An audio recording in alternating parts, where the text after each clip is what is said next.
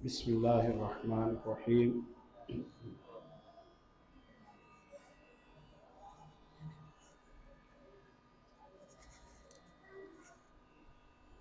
सूरत नूर के मज़ामीन के ज़िमन में तज़किरा हुआ सैयदना मिस्ताह बिन उसासा रज़ियल्लाहु ताला अन्हु का,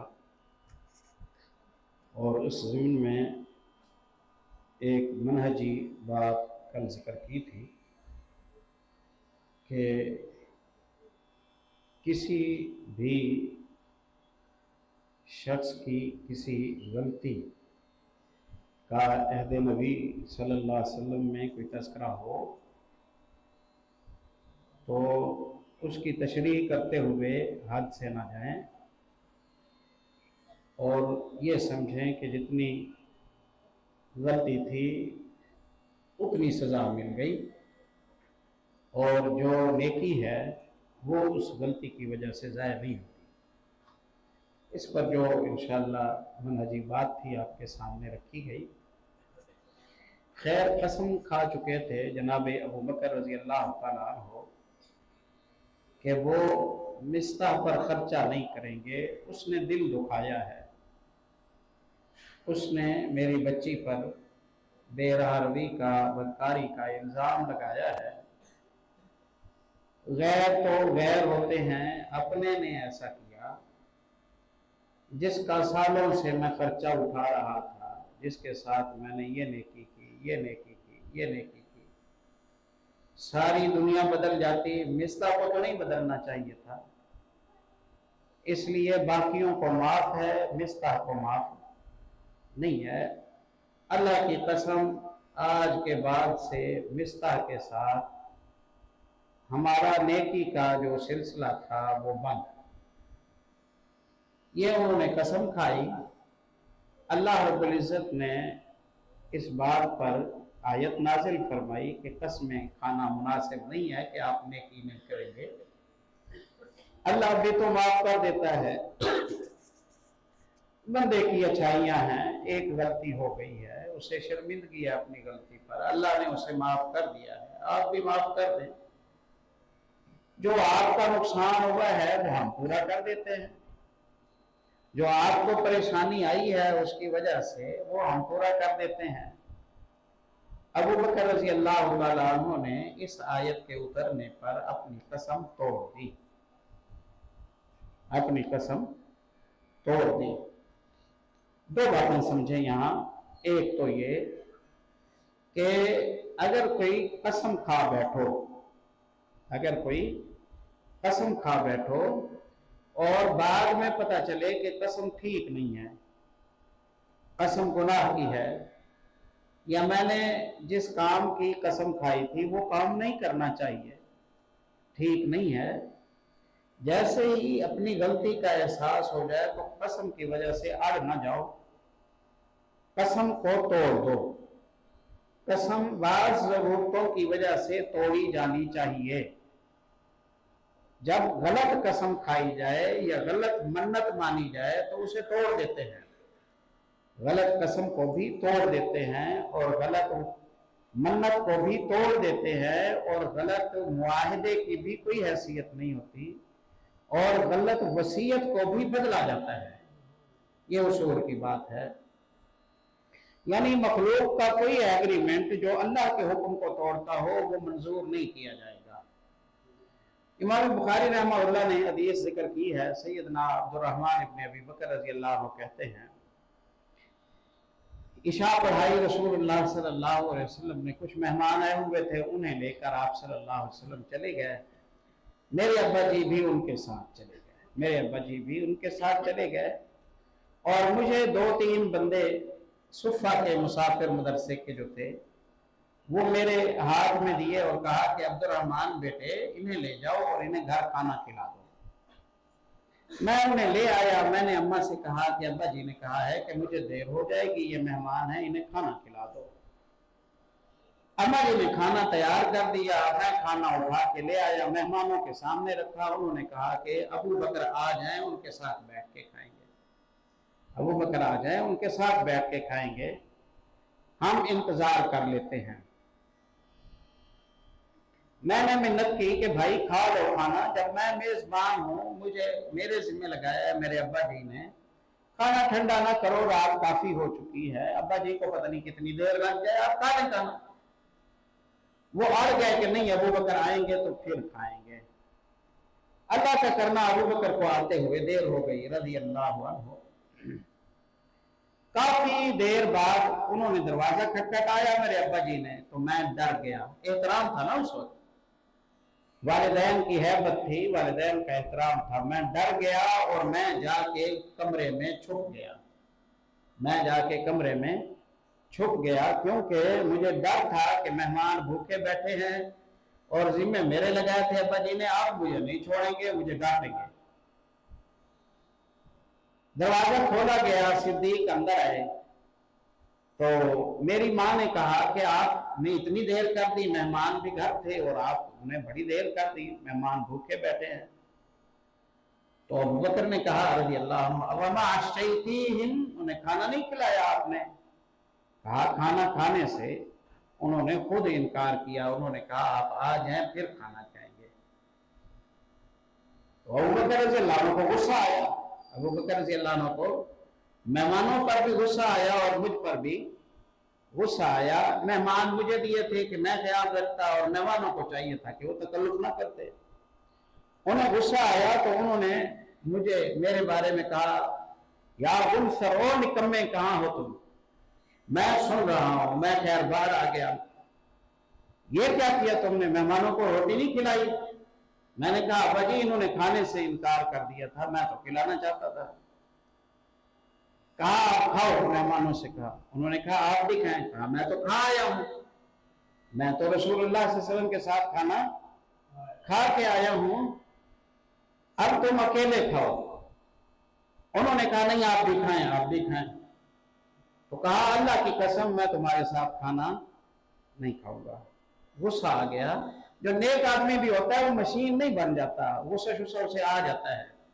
जो बुरी बात है ना, वो गुस्से पर अड़ जाना, जिद करना, इनाद बनाना, इंतकामी जज्बात रखना, वरना नेक आदमियों को भी गुस्से आ जाते हैं। कहा अल्लाह की कसम मैं तुम्हारे साथ एक लुकमा भी नहीं खाऊंगा। मेहमान खाने लग गए खाना। थोड़ी देर के बाद एहसास हो गया, ये मोमिन की खुशकिस्मती है। जमीर जिंदा हो ना, नफ्स लव्वामा जिंदा हो तो बंदा ज्यादा देर अड़ता नहीं है। मेहमान अभी खाना खा रहे हैं और एहसास हो गया कि चलो मेहमान, पहले इतनी देर हो गई खाना खाने में उन्हें, अब दिलजोई का तकाजा यह था कि मैं खा ही लेता उनके साथ। अब इंतजार में जो बैठे थे तो उनकी दिलजोई हो जाती है। मैंने कसम खा ली है। एहसास हुआ तो कहा कि भाई चलो मैं तुम्हारे साथ खाना खा लेता हूँ, चलो मैं तुम्हारे साथ खाना खा लेता हूँ। जो कसम खाई थी वो शैतान ने गुस्सा दिलाया, गुस्सा आ गया। कसम का मैं कफारा अदा कर दूंगा और खाना खा लेता हूँ, कसम का मैं कफारा अदा कर दूंगा और मैं खाना खा लेता हूँ। तो कसम अगर गलत खा बैठो ना, आज ना जाया करो मैंने तो कसम खा लिया ना, कफारा अदा करो और सही रास्ते को अपना लो। कफारा अदा करो और सही रास्ते को अपना लो। बुखारी किताबुल अकीमा में हदीस आती है, अबू मूसा अशरी रज़ी अल्लाह तआला अन्हु यमन के गवर्नर हैं, बैठे हुए हैं, खाना मुर्गी का सालन और रोटी सामने लाई गई और अहबाब भी बैठे थे, खाना शुरू किया। एक रोमी नोयत का बंदा अलग से बैठा हुआ था। कहा आओ मियां तुम भी खाना खा लो हमारे साथ। उसने कहा क्या पका है? कहा मुर्गी बनी है। कहा मैं नहीं खाता इसे, मैं इससे नफरत करता हूं, मैंने कसम खाई है कि मुर्गी नहीं खाऊंगा, मैंने कसम खाई है कि मुर्गी नहीं खाऊंगा। अबू मूसा ने कहा रोला क्या है? उसने कहा मैंने इसे गंद में मुंह मारते हुए देखा, मैंने कहा ये गंद खाती है, फिर हम इसे ज़िब्हा करके खाएं इसे। नहीं मेरा दिल नहीं मानता, मैं इसे नहीं खाऊंगा, मैंने इस पर कसम खाई है। तो अबू मूसा अशरी रज़ी अल्लाह ने कहा कि आओ करीब आ जाओ, कसम तोड़ो, खाना खाओ, मैं तुम्हें मसला समझाता हूं। मैंने रसूलुल्लाह सल्लल्लाहु अलैहि वसल्लम को मुर्गी का गोश्त खाते हुए देखा है। मैंने रसूलुल्लाह सल्लल्लाहु अलैहि वसल्लम को मुर्गी का गोश्त, अब जिस चीज को रसूलुल्लाह खाएं और उम्मती कहे कि अल्लाह की कसम मैं ना खाऊंगा, ये बात नहीं बनती, तो कसम तोड़ दो। कहा दलील दे, कहा दलील दे। अबू मूसा कहते हैं कि आओ मैं तुम्हें दलील देता हूं। तबूक की जंग की तैयारी हो रही थी, हम नए नए आए हुए थे यमन से, हमारे पास कोई पैसा, कोई सवारी, कोई शय नहीं थी। फंड जमा हो रहे थे, मुजाहिदीन की लिस्टें बन रही थी, रवानगी की तैयारियां थी। हम अशरी लोग आए, हमने कहा अल्लाह के नबी, जवान तो हमारे कबीले के हाजिर हैं जंग में जाने के लिए, लेकिन हमारे पास सवारी नहीं है, सवारियां आप दे दे और चलते हम हैं। आप सल्लल्लाहु अलैहि वसल्लम ने फरमाया कि मेरे पास भी सवारी का इंतजाम नहीं है, मेरे पास भी सवारी का इंतजाम नहीं है, इसलिए सवारी के बगैर लंबा सफर है, जाना मुनासिब नहीं है, तुम यहाँ ठहरो। तुम्हारी मजबूरी है और मेरी भी मजबूरी है, ना मैं सवारी दे सकता हूँ ना तुम्हारे पास सवारी है, पैदल सिपाहियों को मैं रोम तक ले जाऊं ये मुश्किल है। हम मिन्नत करने लगे, अल्लाह के नबी कुछ करें, जिहाद का मौका है, फिर मिले ना मिले, हमें शहादत शायद मिल जाए, आप कुछ करें। हम मिन्नत में लग गए। जब हमने ज्यादा मिन्नतें की तो आप सल्लल्लाहु अलैहि वसल्लम को गुस्सा आ गया और आपने कहा अल्लाह की कसम मैं तुम्हें सवारी नहीं, अल्लाह की कसम अब मैं तुम्हें सवारी नहीं दूंगा, जाओ। हम मायूस हो गए कि जब कसम खाई है नबी सल्लल्लाहु अलैहि वसल्लम ने, अब तो नहीं देंगे।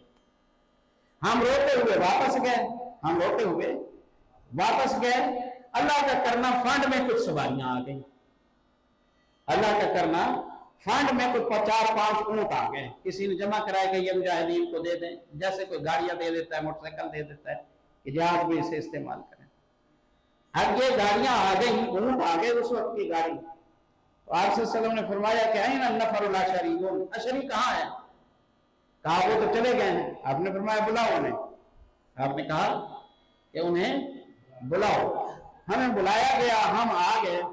हम जब आए तो आप सल्लल्लाहु अलैहि वसल्लम ने हमें वो 5 ऊंट दिए कि ये ले जाओ और तैयारी करो, बिस्मिल्लाह तुम भी जाओ, अल्लाह ने सवारी का बंदोबस्त कर दिया। हम खुशी खुशी ऊंट लेके वापस जा रहे थे, रास्ते में याद आया कि रसूलुल्लाह सल्लल्लाहु अलैहि वसल्लम ने तो कसम खाई थी कि हमें ऊंट नहीं देंगे। अब आप कसम तोड़ बैठे, शायद भूल रहे होंगे आप सल्लल्लाहु अलैहि वसल्लम। आपको याद होता तो आप कसम क्यों तोड़ते? हम फिर वापस आए ऊंट लेके। हमने कहा अल्लाह के नबी, आपने तो कसम खाई थी कि आप हमें सवारी नहीं देंगे, फिर आप हमें सवारी दे रहे हैं। आप सल्लल्लाहु अलैहि वसल्लम ने फरमाया कि मैं जब कोई बात, किसी चीज की कसम खा लेता हूं और फिर मैं देखता हूं कि दूसरा काम यानी कसम को तोड़ने वाला काम ज्यादा बेहतर है तो मैं तोड़ देता हूं, मैं कसम को तोड़ देता हूं और जो बेहतर होता है वो काम करता हूं और कसम का मैं कफारा अदा कर देता हूं, कसम का मैं कफारा अदा कर देता हूं। तो तुम ऊंट ले जाओ और मैंने जो कसम खाई थी मैं उसका कफारा अदा कर दूंगा। एक तो ये मसला समझ आया कि मन्नत पर ना आ जाया करें। बाज़ दफा ये होता है कि कोई वसीयत बुजुर्ग गलत कर जाते हैं, वो वसीयत गलत कर जाते हैं, उसे इतना देना, उसे इतना देना, वो नाफरमान था उसे कुछ ना देना, अब बाकी भाई अड़ जाते हैं, मुझे तो खुद दिया था उन्होंने। बाज़ दफा ये टैक्सेस के रोले में बुजुर्ग इस तरह करते हैं, प्रॉपर्टी ली, अब अपने नाम कराते जाए, नजरों में आएंगे, वो इसके नाम, वो उसके नाम, वो उसके नाम, असल में किसी के नाम नहीं होता। असल में वो सारी प्रॉपर्टी होती असल मालिक की है, वालिद की होती है, लेकिन वो सारी प्रॉपर्टी अपने नाम कराने की बजाय वो अपनी फैमिली में, बच्चों में वो नाम लगवा देता है ताकि उस पर उसर ना आए। है ना ये हमारे मुआशरे में। अब अगर ये सूरत हाल हो तो नियत पर एतबार है। अब बड़ा कहता है वो मेरे नाम अब्बाजी कर गए थे इसलिए तुम्हारा इसमें कोई हिस्सा नहीं। अल्लाह से डर निया, वो नाम किस लिए करा के गए थे? तुझे मालिक बनाया था? नहीं, मालिक तो नहीं बनाया था, तू भी समझता है, बाकी भी समझते हैं, लेकिन एक वीक पॉइंट आ गया इसलिए वो किसी को हिस्सा देने के लिए तैयार नहीं है। इस तरह जायज नहीं है। और अगर नियतन किसी फौत होने वाले ने दिया हो कि ये बड़े को सब कुछ दे रहा हूं, छोटे को कुछ नहीं दे रहा, छोटे को सब कुछ दे रहा हूं, बड़े को कुछ नहीं दे रहा, तब भी ये अल्लाह के हुक्म के खिलाफ वसीयत है, इसे तब्दील कर दिया जाएगा। फमन खाफ मिन मूसिन जनफन व इस्मन फासला बैनहुम फला इस्मा अलैहि।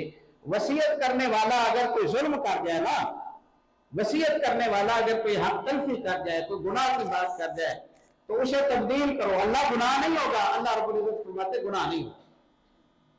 वसीयत को तब्दील कर देना है। अगर वसीयत अल्लाह के हुक्म के खिलाफ हो तो वसीयत को तब्दील कर दिया जाएगा। इसी तरह मन्नत अल्लाह के हुक्म के खिलाफ हो तो उसे भी तब्दील कर दिया जाएगा। एक तो ये मसला है, और कफारा वही है, या 3 रोजे हैं, या 10 मिस्किनों का खाना है, या 10 मिस्किनों का सूट लिबास है, या एक गुलाम की आजादी है। इससे कसम का कफारा हो जाता है, इससे कसम का कफारा हो जाता है। और दूसरी बात जो इस मिस्ताह के वाक़े से हमें समझ आई कि मखलूक का कोई एग्रीमेंट अल्लाह के हुक्म को नहीं तोड़ता। मखलूक का कोई मुआहिदा, चाहे वो अपने शऊर से और अपने इरादे से दोनों फरीक कर रहे हों और अल्लाह के हुक्म के खिलाफ हो, तो वो एग्रीमेंट कबूल नहीं होगा जो अल्लाह के हुक्म को तोड़ता हो। ये दूसरा मसला समझ आया। और इसमें पूछा भी नहीं जाएगा, इसमें पूछा भी नहीं जाएगा कि मुद्दई साहब तू इस पर राजी भी है या नहीं है। नबी सल्लल्लाहु अलैहि वसल्लम मुद्दई के गलत मुतालबे को कबूल ही नहीं करते थे। बरीरा रज़ी अल्लाह तआला अन्हा ने अपने मालिकों से, ये गुलाम थी और अपने मालिकों से उन्होंने कहा कि भी मैं आजाद होना चाहती हूँ, मुझसे पैसे ले लो, मुझे आजाद कर दो। उन्होंने कहा ठीक है, हम तुमसे पैसे ले लेते हैं। कितने पैसे लोगे? उन्होंने कहा हम 9 रुपया चांदी लेंगे, हम 9 रुपया चांदी तुमसे लेंगे, 9 पूरे करो और फिर उसके बाद तुम आजाद होगी। बरीरा ने कहा मेरे पास नकद तो नहीं है, मेरे पास नकद तो नहीं है, मैं 9 रुपया 9 सालों में दूंगी, हर साल 1 रुपया देती जाऊंगी, जब पूरे हो जाएंगे मैं आजाद हो जाऊंगी। उन्होंने कहा ठीक है, हमें मंजूर है। बरीरा ने पहले साल 1 रुपया दिया, दूसरे साल, तीसरे साल, चौथे साल 4 रुपया जमा करा दिए, 5 बाकी रहते थे, 5 रुपया बाकी रहते थे। अब बरीरा रज़ी अल्लाह तआला अन्हा के लिए कर्जा उतारना मुश्किल था। गरीब औरत है और बादी है, कहां से इतने पैसे इकट्ठे करे। बरीरा कहती है मैं आई आयशा रज़ी अल्लाह अन्हा के पास, मैं आई आयशा रज़ी अल्लाह अन्हा के पास और मैंने आकर कहा अम्मा जी आप मेरा ये कर्जा तो उतार दें अल्लाह की रजा के लिए, अल्लाह सवाब आपको देगा, मैं आजाद हो जाऊंगी, वरना 5 साल तक मैं कब तक कर्जा उतारती रहूंगी। आयशा रज़ी अल्लाह अन्हा ने कहा कि ठीक है, मैं इकट्ठे पैसे दे देती हूँ, जाके उन्हें दे दो, कर्जा उतार दो, कर्जा उतार दो, लेकिन मेरी एक शर्त है। अम्मा जी आपकी क्या शर्त है? आयशा रज़ी अल्लाह अन्हा ने कहा कि शर्त ये है कि बरीरा मौला तो आयशा कहलाएगी, आयशा रज़ी अल्लाह तआला अन्हा की आजाद करदा कहलाएगी, जिसने पैसे दिए हैं उसी की तरफ मंसूब होगी, उसी की वारिस बनेगी। आयशा रज़ी अल्लाह अन्हा ने कहा ठीक है, मैं जाके बात करती हूँ। मालिकों से जाके बरीरा ने कहा भी पैसों का बंदोबस्त हो गया है, पैसे लो और आजाद करो मुझे। मालिकों ने कहा हम पैसे भी लेंगे, आजाद भी करेंगे, और कहा यही जाएगा कि हमने मुफ्त में आजाद किया है, हमने मुफ्त में आजाद किया है, हमने कोई पैसे शैसे नहीं वसूल किए। अब मालिक अड़ गए, मालिक इस बात पर अड़ गए। बरीरा परेशान होकर वापस आई आयशा रज़ी अल्लाह अन्हा के पास। कहती हैं कि मैं जब वापस आई तो मैं बात कर रही थी आयशा रज़ी अल्लाह अन्हा के साथ, इस दौरान रसूलुल्लाह सल्लल्लाहु अलैहि वसल्लम तशरीफ लाए। इस दौरान आपने फरमाया क्या मसला है, क्यों परेशान बैठी हो? आयशा रज़ी अल्लाह अन्हा ने सारी बात बताई कि बरीरा के मालिक अड़ गए हैं, वो कहते हैं पैसे भी लेंगे और नाम भी हमारा होगा, नाम भी हमारा होगा। तो आप सल्लल्लाहु अलैहि वसल्लम ने फरमाया कि नहीं नहीं, तुम पैसे दो और उनके पैसे उन्हें जमा कराओ, उनका नाम शाम नहीं होगा, नाम उसका होगा जिसने पैसे भरे हैं, नाम उसका होगा जिसने पैसे भरे हैं। अब मालिक कौन है बरीरा के? वो लोग। और फैसला कौन कर रहे हैं?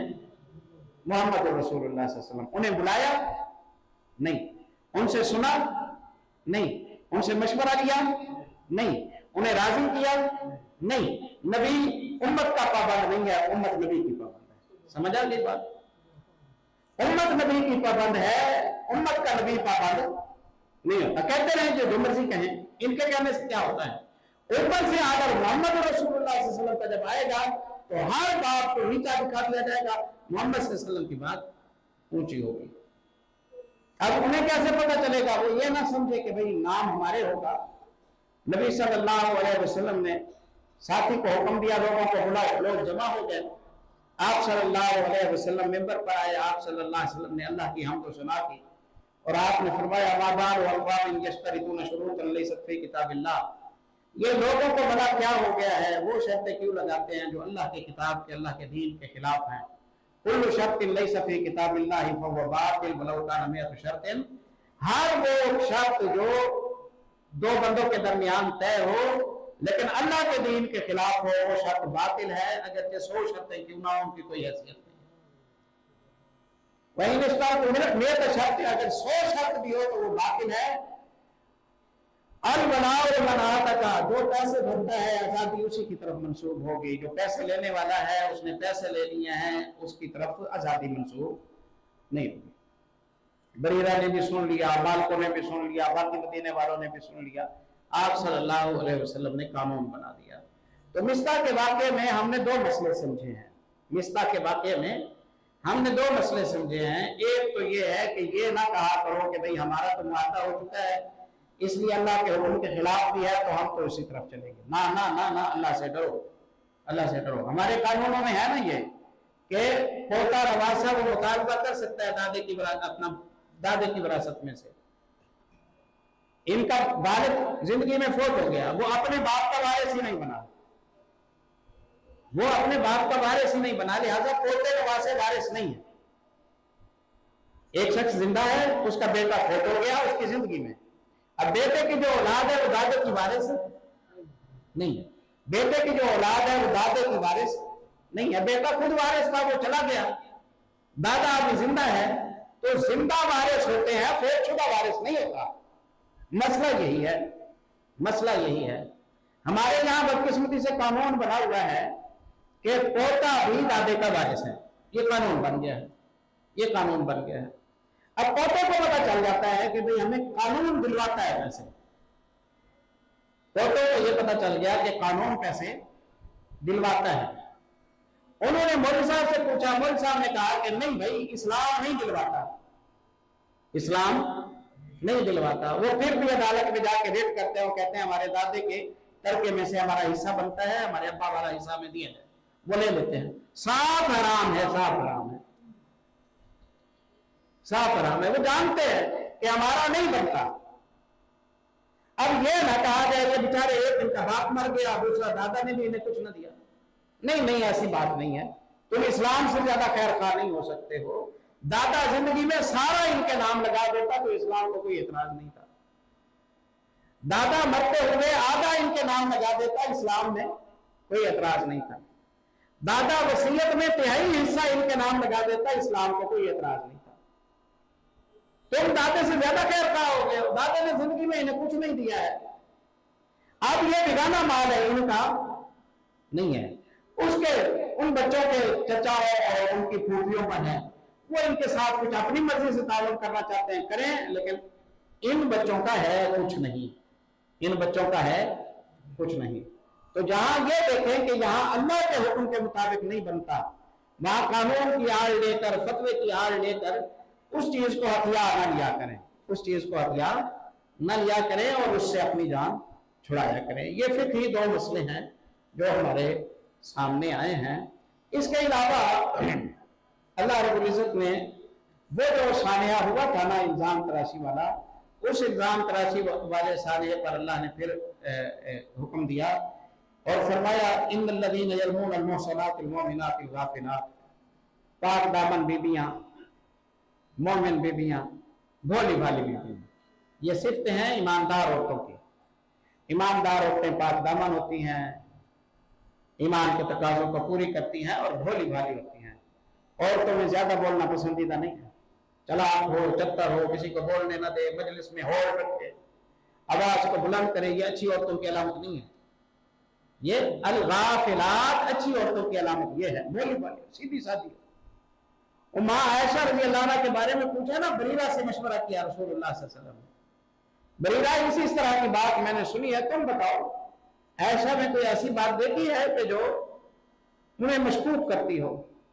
बरीरा ने कहा कि मैं आयशा को इतना जानती हूं जितना सुनारा सोने को पहचानता है, जितना सुनारा सोने को पहचानता है। आयशा की जिंदगी में मुझे कोई ऐसी बात नहीं मिली कि जिसे छुपाने की जरूरत पड़े, जिसे छुपाने की जरूरत पड़े। हाँ, वो कम उम्र बच्ची है, आटा गूंद के रखती है, लापरवाह हो जाती है, बकरी आके आटा खा जाती है, उसे पता नहीं होता। आपने देखा कि मोमिनात का तरीका यह है कि वो भोली भाली होती हैं, वो सीधी सादी होती हैं। मोमिनात भोली भाली, और भोली भाली होना खातून, वो आजाद नहीं होती। और जो चलाक चत्तर हो वो मर्द को मर्द की सीट पर नहीं बैठने देती।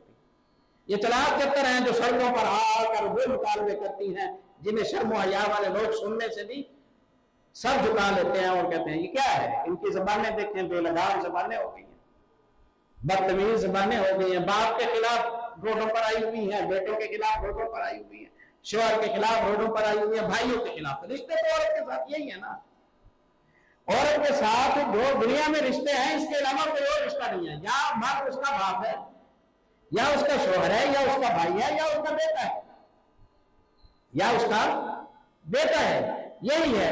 ये जो मर्दों से हुकूक मांगने के लिए, ये कौन से हुकूक मांगने के लिए? जुल्म इसके बाप ने किया, दादा ने किया, नाना ने किया, बेटे ने किया, किसने जुल्म किया? वो क्या है, एक बेसमझ के मुंह में जुबान आई, उसने बकवास शुरू कर दी, उसने बकवास शुरू कर दी, मेरी मर्जी चलेगी, मेरी मर्जी चलेगी, तेरी मर्जी चली तो तबाह बर्बाद हो जाएगी बेसमझ। इज्जत से शान से घर की बादशाह बन के बैठ, राशन वहीं पहुंचे, कपड़े वहीं पहुंचे, जूते वहीं पहुंचे, सारी सहूलियात वहीं पहुंचे, पैसा तेरे पास हो, औलाद की तरबियत कर, तुझे सुख नहीं चाहिए, कितने हुकूक मारे गए। अच्छा फिर कौन सा हुकूक चाहिए तुझे? टिकटें बेचूं, स्टेशन पर जाऊं, डायरों में लोगों को बोतलें पानी की पिलाऊं, हंस हंस के लोगों के सामने, गैर महरमों के सामने टेबल साफ करो, हक मिलेंगे। लो ये हक ले रही है, टूट कर शाम को घर जाती है, ऑर्डर करके पिज्जा मंगाती है, खाती है, सुबह सो जाती है। दलदल हमारी जिंदगी हुई ना। औलाद इससे महरूम, ये औलाद से महरूम, खामद इससे महरूम, ये खामद से महरूम, वालिदैन से ये महरूम, वालिदैन इससे महरूम है। बंदा ना हुआ, एक मशीन हुई, बन सवर के जाती है गैरों के लिए, सारा दिन बदनसीयों का शिकार होती है। जब महीने बाद तनख्वाह आती है, वो तनख्वाह अपनी ये जिल्द पर मल मुल के फारिग हो जाती है।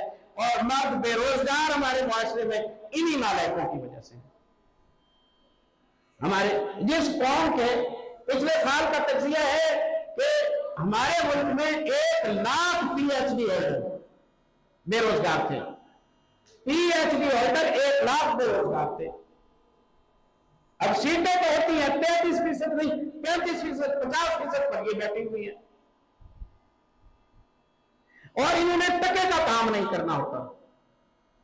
इन्हें डिमांड होता है पैसा हमारी जेब में है, इसलिए खामद की ये फर्माबरदारी नहीं, खामद इनका फर्माबरदार होगा।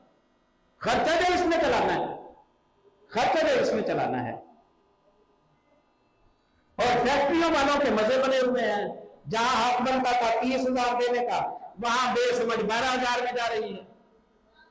वो 12,000 में 12 घंटे काम करती है, उसे तो सुरभि पाउडर के पैसे चाहिए ना, बस रोड डालने के लिए इतने पैसे तो उसे मिल जाते हैं।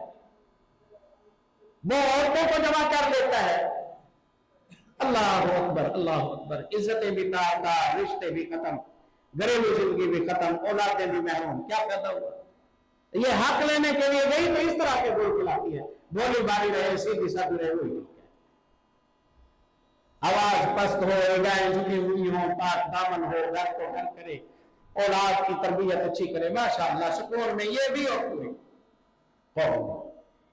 अलगाफिलात, जिन लोगों ने इल्जाम लगाया है, यहां कहा जो लोग इल्जाम लगाएंगे, जो हो गया वो तो हमने खत्म कर दिया। अब अगर इस मौजूद पर कोई बात करेगा तो हम उस पर एक कानून बना रहे हैं, लोइनो फिद दुनिया वल आखिरा, वो दुनिया में भी लानती हैं और आखिरत में भी लानती हैं। इन्नल्लज़ीना यरमूनल मुहसनात वल मुमिनात वल गाफिलात, जो मुहसनात मुमिनात गाफिलात पर इल्जाम लगाएंगे वो लानती हैं, दुनिया में भी आखिरत में भी लानती हैं। लोइनो फिद दुनिया वल आखिरा वलहुम अज़ाबुन अज़ीम, और उनके लिए अजीम अज़ाब है। यौम तशहदु अलैहिम अलसिनतुहुम व अयदीहिम व अर्जुलुहुम बिमा कानू यअमलून। क़यामत के दिन ये दूसरा अज़ाब ये होगा कि इनके हाथ, इनके पैर, इनके मुंह बोल बोल के इनके पोल खोल देंगे। अल्लाह कुर्बान जाए तेरी अजमतों पर। आयशा रजी अल्लाह तआला अन्हा के बारे में जिसने जबान खोली उससे तूने 2 बदले लिए, दुनिया में उसे लानती कर दिया, आखिरत में उसे लानती कर दिया, और रोजे क़यामत माशर के मैदान में जब खड़ा होगा उसके पैर भी शोर मचा के उसकी बदकारियों का पोल खोल रहे होंगे, उसके हाथ भी शोर मचा के उसकी बदकारियों का पोल खोल रहे होंगे, उसकी जिल्द और चमड़े भी उसके पोल खोल रहे होंगे। अल्लाह ने वार्निंग दी तुम बाज नहीं आओगे तो हम तुम्हारी इज्जत तार कर देंगे, हम तुम्हें रुसवा कर देंगे, हम तुम्हारी हकीकत कौम के सामने लेके आएंगे। अल्लाह अकबर। और हमने देखा कि जिन्होंने अखलाकियात के नाम से माँ जी पर बात की, वो खुद बदकारियों का शिकार हुए और बदकारियों को अपना मजहबी कानून बना बैठे और बदकारियों के फैलाव का ही वो सबब बन गए। इल्ला माशा अल्लाह, अल्लाह करम फरमाए। अक़ूलु क़ौली हाज़ा, अस्तग़फ़िरुल्लाह।